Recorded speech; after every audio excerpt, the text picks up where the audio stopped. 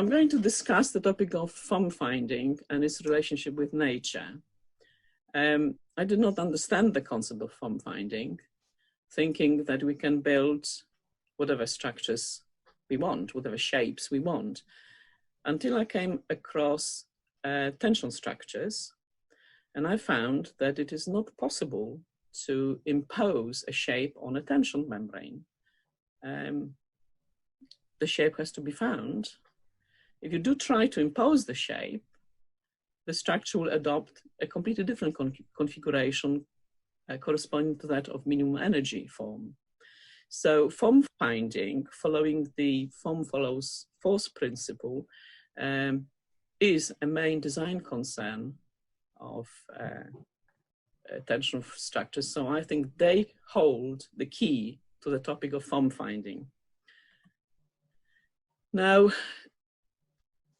form finding goes beyond just tension membrane structures. And if I were to give a definition of it, I would say it's a process of shaping structures using forces developing in them.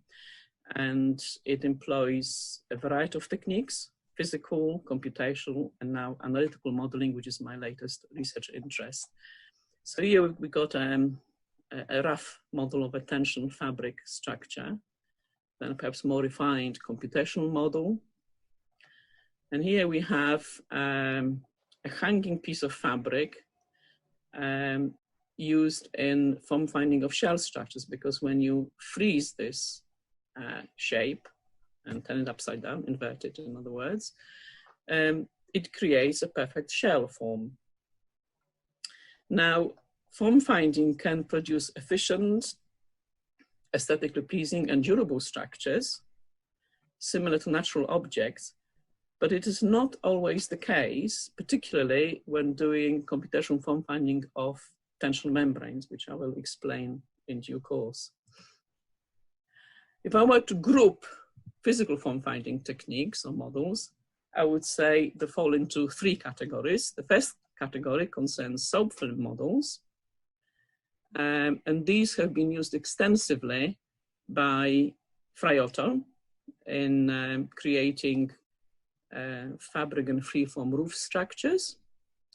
Then inverted hanging models made of fabric.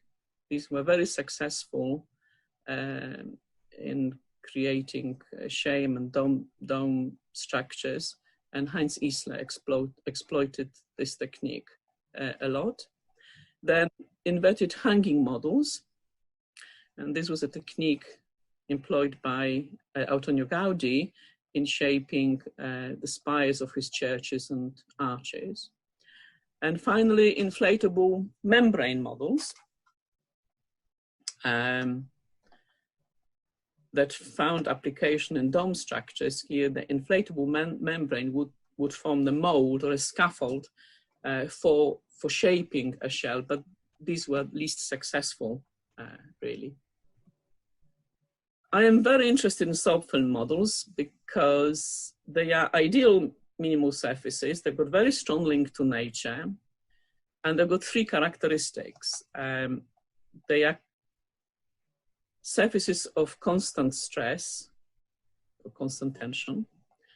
Minimum surface area actually stems from that. It can be shown mathematically that it arises from constant surface tension, and zero mean curvature, which means that every point on a surface is a saddle point. So the curvatures are equal and opposite. We've got a soap film models and a physical structure. Munich Olympic roof was shaped according to this philosophy of minimum surface area. But I have to say that this project marked a departure from purely physical modeling of tension structures to computational modeling. And Professor Linkwitz from Stuttgart, who was the head of Geodesy Institute there, actually made a contribution to that area.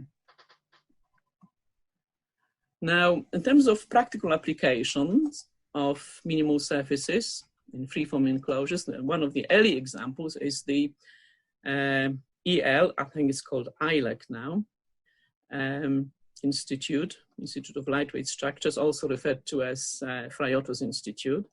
And it is a rigid tent, well, rigid, it's a cable net structure with rigid cladding, and the shape of which resembles a soap film surface. And this little picture here just illustrates the principle of design. You've got a frame which you dip into a soap film solution.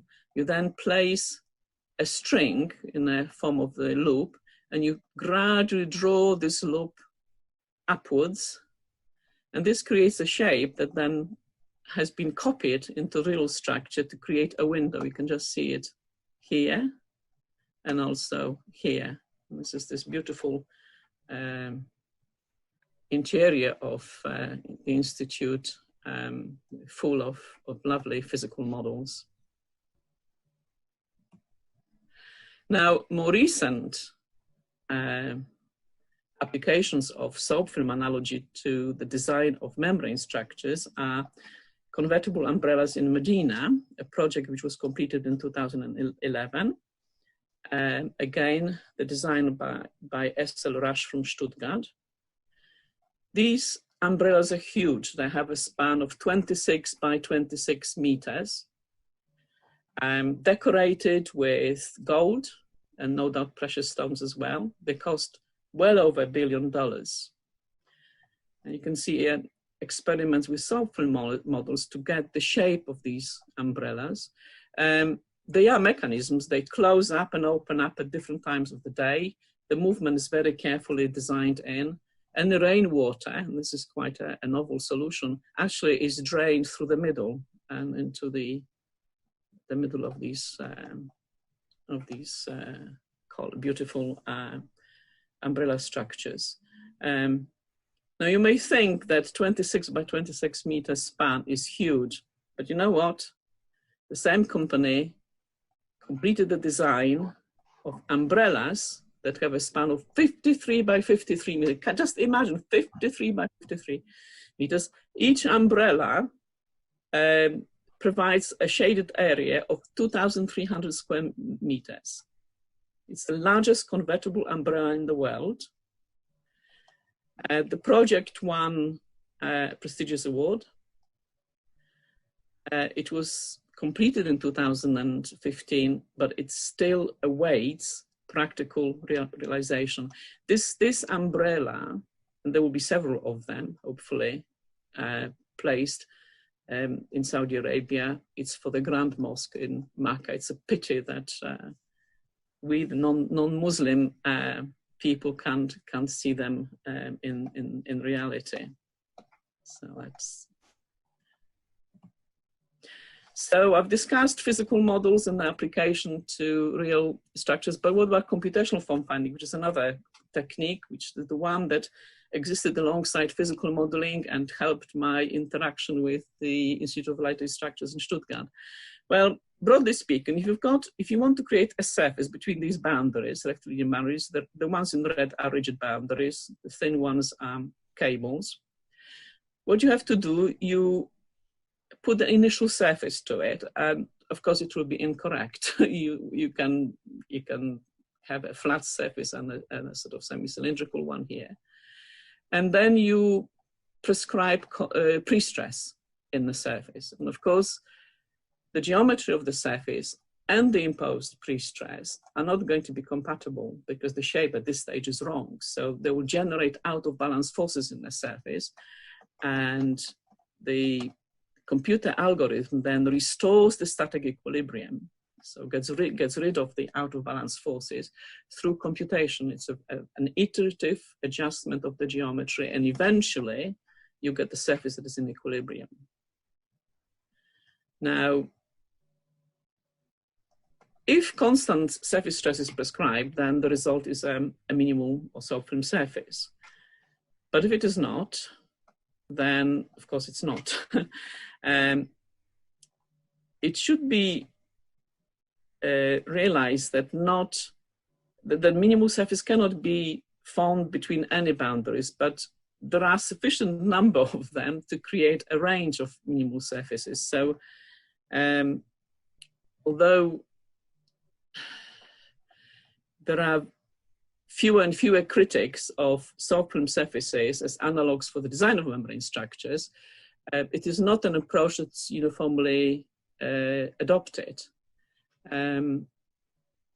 The critics say that these surfaces can be rather flat, that we need to pre-stress differentially to counter the effect of wind, and that you cannot form a minimal surface between any boundaries. And of course, all these arguments can be rebutted.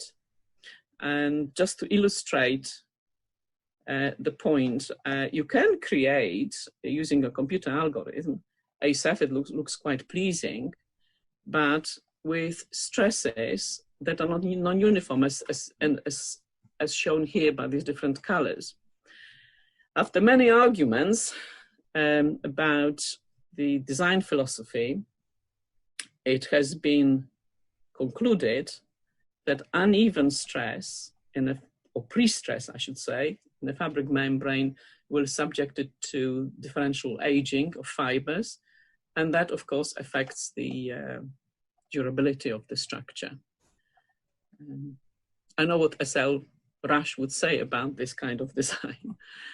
Now, I mentioned earlier that the surface has to be discretized using elements. They can be line elements or surface elements or quadrilateral, any type of element. The effort that goes into preparing data for computer prior to form finding is considerable, but we have this marvelous tool called Formian, developed by Professor Nushin from the University of Surrey, where just one line statement, and just to illustrate, shown here, will generate the initial surface of this umbrella. Now the parameters here, M would be a number of elements along the circumferential direction and along the radial direction. Then you've got width, length, and height, which are scale dimension along X, Y, and Z direction. And num means number of repetition. These are like mini barrel vaults. So it's a very, very powerful tool. Professor Nushin is constantly improving it and developing it. I think the latest book on the subject appeared in 2016, but there have been many other research publications since. This particular umbrella structure is an example similar to Aquapolis Pavilion in 1975 in Okinawa.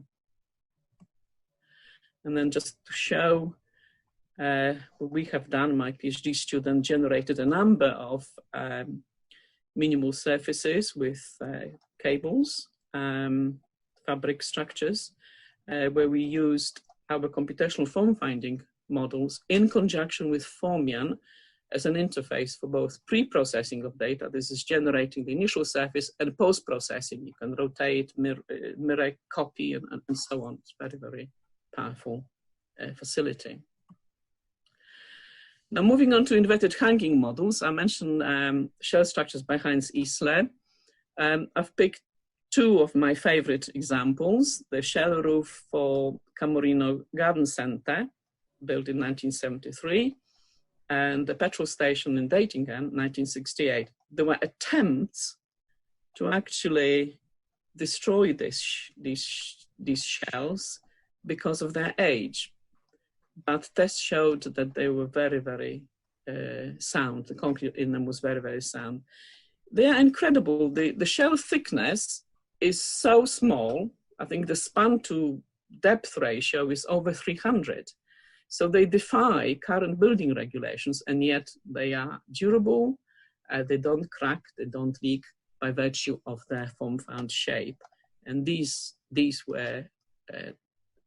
shapes were derived using inverted hanging models that I described earlier.